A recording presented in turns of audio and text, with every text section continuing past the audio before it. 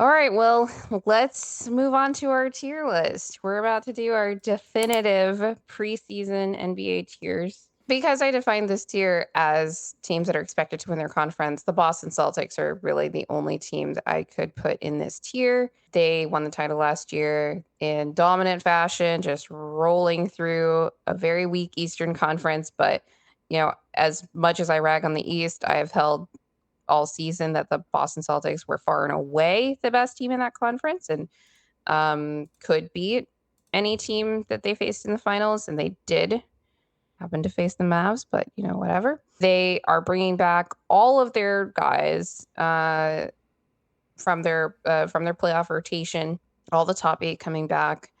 The only question for this team is how everyone's going to look after a long playoff run. You had 3 of your top 5 in Tatum, Brown, and Drew Holiday. Oh, sorry, 4, because Derek White, Jaylen Brown did not play in the Olympics. My bad. So it's 3. Tatum, Drew Holiday, and Derek White playing in the Olympics this summer. And then they're going to be coming back early for training camp because they have preseason games in Abu Dhabi versus the Denver Nuggets. And in addition to all of that, Kristaps Porzingis is going to be missing at least the first 3 months of the regular season coming off of his foot surgery. There's going to be a heavy load on all those guys, and they have to have made it through a long summer. So the like not being able to, I think even if they're not the 1 seed in the East, which I still kind of expect them to be, even with the Kristaps injury, they can make a deep playoff run. Kristaps will come back, like all of this stuff, and they'll be basically the same team that they were last year. I'm not overthinking it too much. The Celtics are Yeah. the Celtics. They kept all their people. They have an expensive roster. They're really good. They're like probably the most complete and deep roster in the NBA. And I hate to say it, I wouldn't be surprised if they won again. The only thing that would surprise me about it is just how hard it is to repeat. And they're pretty, every team's tired after they win a title. And Jason Tatum played in the Olympics. He didn't look that great. Not that I don't think he's going to be fine next season for sure. He'll have bouts of, playing better and playing worse across the season, just like he always does. But he allows them so much versatility on defense. And if his Yeah. offense is going too, he's just like super valuable. As much as I want to like hate on him because I think it's fun. Uh, he's very good and it's undeniable. So the Celtics are here to stay until disaster strikes them with the ownership situation and or they finally have to choose between like Drew Holiday and Derek White or something. They also extended Drew Holiday right before the end of the regular season, I believe. That's really it for the S tier. We don't have anyone else as much That's as right. They're us far and Nuggets away. Like fans. they're who everybody is chasing now. Because that's what happens when you win. I think on some level, any team that wins the title, I think deserves like some respect to be put in like a title fave tier. Even if like the Celtics lost some pieces, I still would put them here. I might put another team there because I think maybe they're on the same level, but I think it's also just true that the Celtics are like above everyone else at this point until further notice. Do you think that there was any player that changed teams this season of the caliber or of the, let's say, impact, because you never know what caliber of player could have a huge impact just because of the fit, that could have the same impact that Drew Holiday or Kristaps Porzingis had on the Celtics in terms of where they stood in the title odds? I think there's a potential I Heart can do it. I think there's potential Paul George could do it, though I'm more skeptical of that. He's not going to have the same impact defensively, although PG's no scrub on defense, but it's just like having that other third option to play off Tyrese and Embiid theoretically. I'm like, that could be pretty like formidable, but there's a chance where it doesn't work out too. But I'm just saying, like, theoretically, I could see that being kind of like a move. I don't see Mikal Bridges being that kind of impact for the Knicks. I could be wrong. I think that's basically it. There wasn't like a ton of other like massive moves, Yeah. unless I'm forgetting something. Okay, so let's move on to the A tier then. Well, why don't you start us off? Okay, so I'll just pick a team. Yeah. Okay, so I did have the Sixers here. Did That's you? interesting. We can argue about that. Okay. because I had the Sixers in B tier. But go ahead. Yeah. I think the A tier case for them is strong. So why don't you go ahead and make it? Yeah, I mean, I think everyone always starts out these things with if they're healthy, then they could do this. And like, I don't know how much I subscribe to writing teams off because they're always unhealthy, because I'm always just thinking they must be healthy at some point. Like, it must just happen. Like with the Kawhi and PG thing, but then it just never happened. And then I was like, well, I guess I should have just been on the board of like they're never going to be healthy or do anything, and then I would have looked correct. So with the Sixers, I'm just kind of like, hey, Embiid, Maxi, PG, they got rid of, Drummond, yeah, Drummond, they got Caleb rid of, Martin, yeah, I like that. They got Kyle rid of Lowry, Tobias Reggie Harris. Jackson. Right. Yeah, so I'm just like, look, they have a good roster. I think that's what Sixers fans want. Aside from maybe, and I've said this before, should they have signed like a KCP and someone else instead of PG? But that's not how it worked out. The East is still fairly weak, and I think it's kind of like a toss up between Sixers and the Bucks and the Knicks and stuff to go to the conference finals. I could see any one of those three getting there if they're all like healthy. Kind of like we saw with the Knicks Sixers. There was injuries and stuff on both sides, and like we just didn't really know how that series was going to go. So I'm still putting them in A tier because I think they could get to the conference finals. Yeah, I think that's fair because, in my notes, I have written here that I would have them A tier if this tier list was agnostic to history. Yeah, it's And, fair. they haven't made it past the second round. It hasn't just been because of injury. Because when I think about like, oh, don't write a team off because of injury, it's like if guys are like so injured they don't play, right? And yes, Embiid has not been 100% in the playoffs, but he hasn't been 100% in the playoffs. Like he just hasn't, right? Whether it's because of the injury or, limitations to his game, like all of this stuff. I do think that they do have right now the best team that they have had since Embiid's been there, but I don't know that it's that by far. Tyrese Maxey is a big reason that I can't completely write this team off like I would, because it's Yeah. Philly. And to be honest, like you're saying, it would be a massive disappointment if this team, as like really stacked as it is, Hmm. and it's relatively solid despite my gripes with their lack of a really high level, like elite wing defender or power forward even. They're still incredibly good. So I'll let you put them in A tier, but if there was Okay. like a B plus tier, I Yeah, think then that's that where would I would be. put them. I think your concerns are valid, and like if we put them in order in the tiers, they'd be like last maybe. Like you're talking about like writing teams off because of injury, and then I look at them. Yes, D'Anthony Melton, like he had issues with his back last season that kept him from really being able to participate until I think the last game of that Knicks series. But the Knicks were missing like Yeah, half their rotation in that yeah, they series were. and beat them.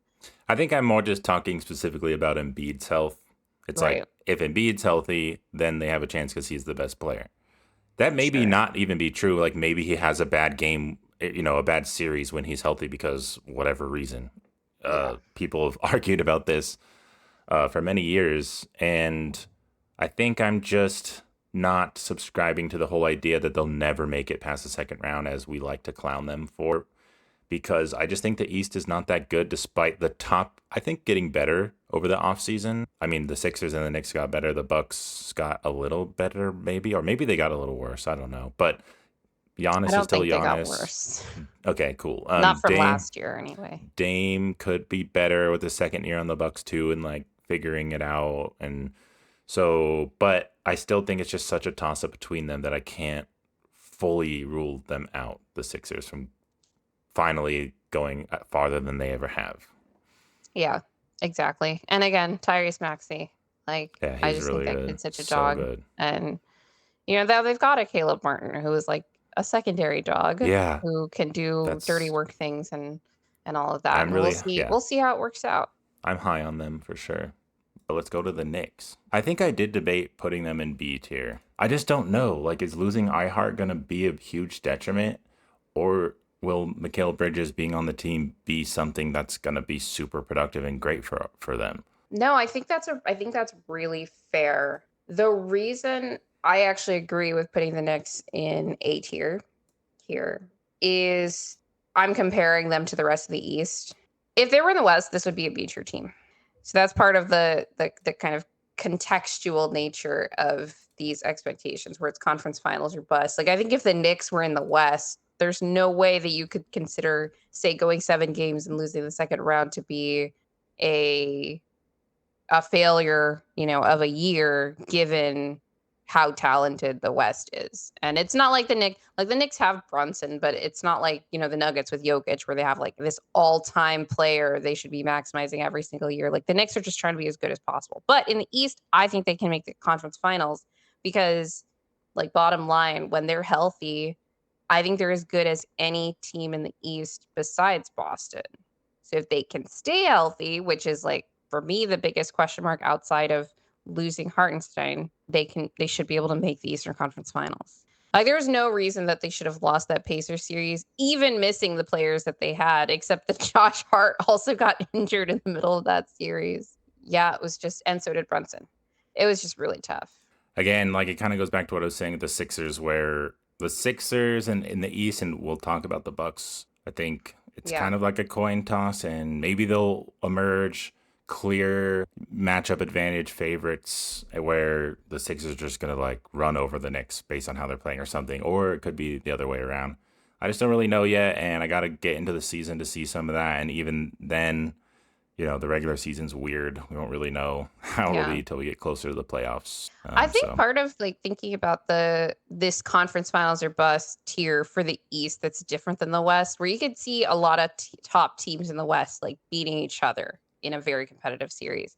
Whereas in the East, if you're assuming that Boston's going to be the 1 seed, you need to make sure that you're the 2 seed to end up on the opposite side of that bracket so that you don't see them until the conference finals if you're a team that has to make the conference finals. So I think the regular season equation matters a lot more here. And that's probably where I'd probably give the edge to the Sixers. But you mhm, could also see the Knicks doing it because they were injured as hell last year and they still made it to 50 wins and got that 2 seed. yeah, I just can't Um, count them out. right. They could do it. They could get to the conference finals. I Yeah. think I was gonna say, yeah, like this tier, we have it conference finals or bust. I don't want people to take it too literally because I'm not saying, if the Thunder don't make the conference finals, blow up the entire team. Like they're still so young, they're gonna keep them mostly together.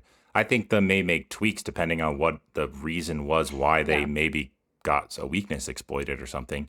I think there's some teams in this tier, like the Sixers or the Wolves, where if they don't make it to the conference finals, like serious shit will go down, and maybe even the Nuggets too, because it's like Embiid's going to be tired of not winning, and who knows what Ant will do when it's time to like extend or something if the Wolves just keep not making it.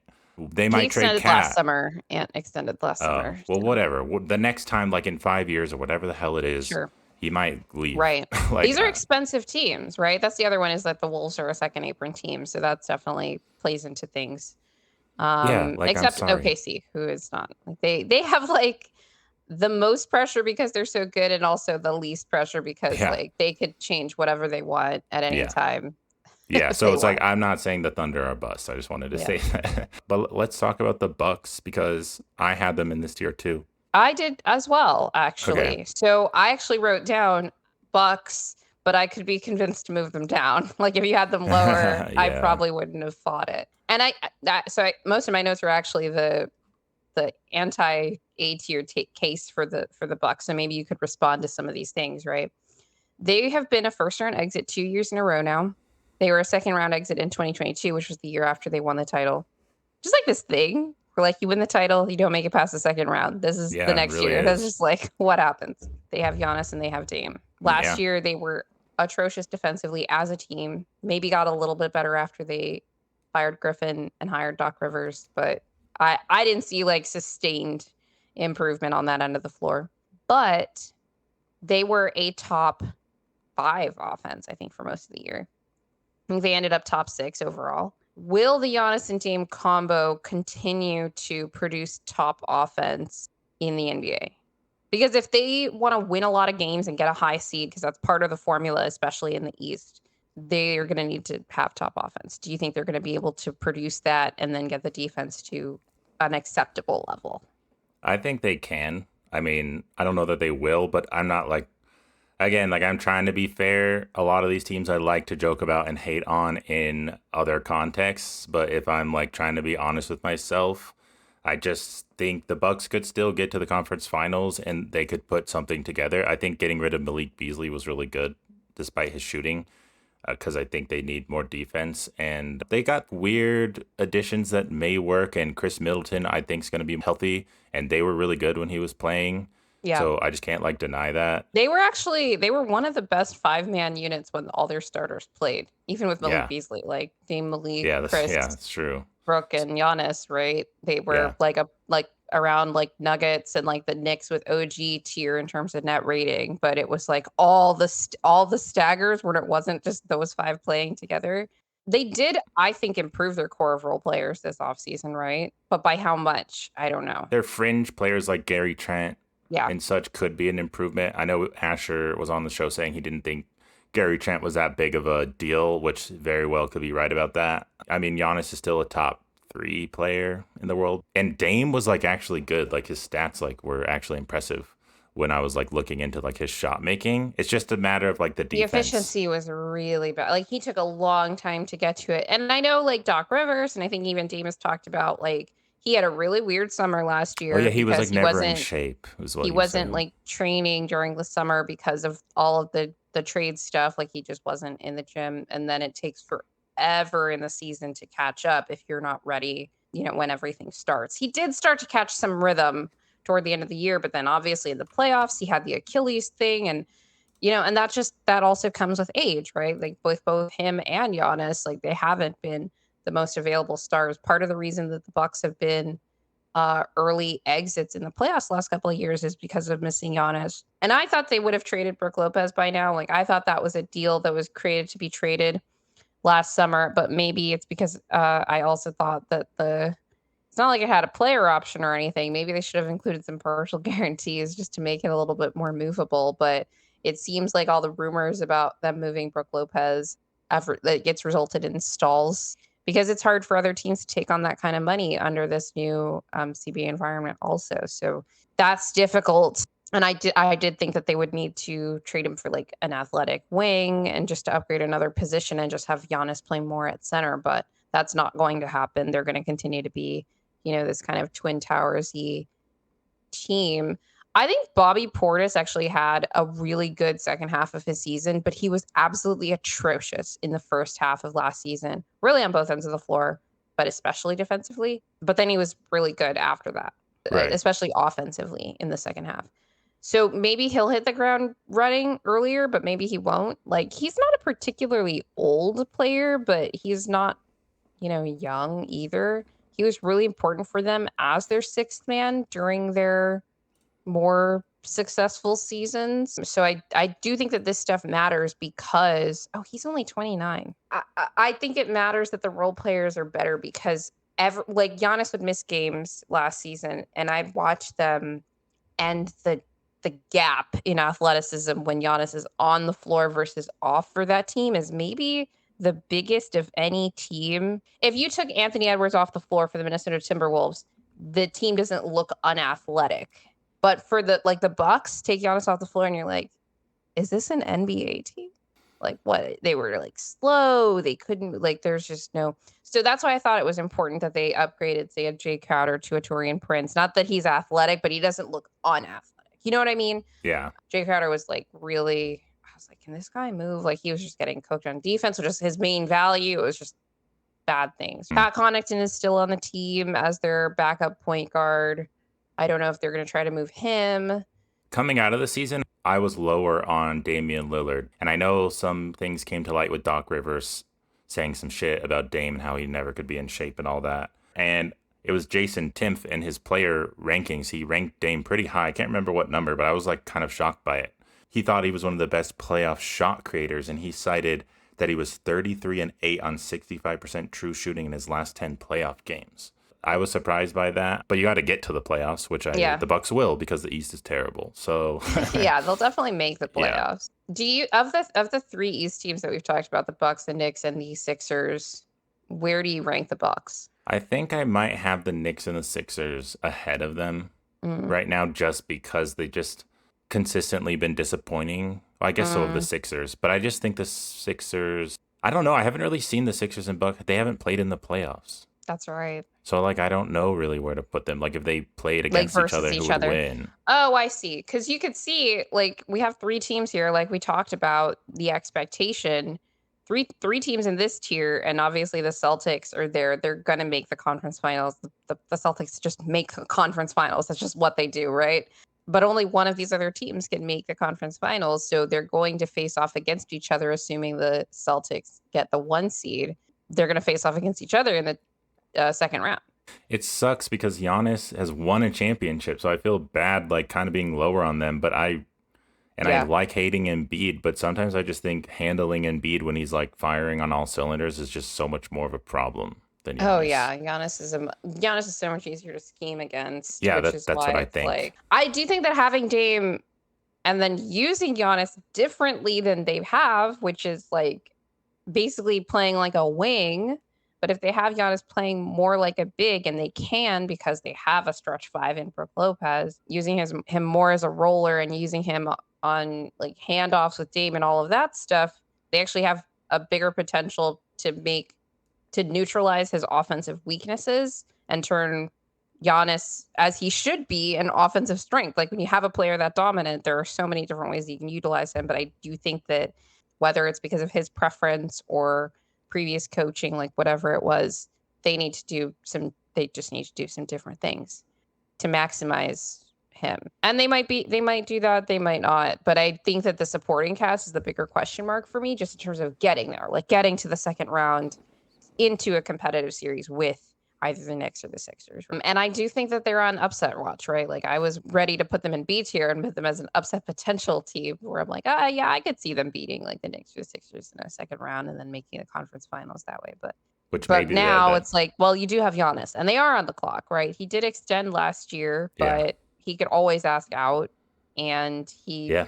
has good reason to, frankly, because it's not that the Bucks haven't done right by him. It's just that they cashed in all their chips and now they don't have as many tools available to them. Another second apron team. He And might I just want to think go to a Dame, better like if it situation. doesn't start working, like he's gonna decline quickly. Like I'm sorry, he's small. His shot is really good. Like he could be one of those players, that plays into the later ages because he's just so good at shooting and like you got that Yeah. gravity. But I am also just skeptical of it.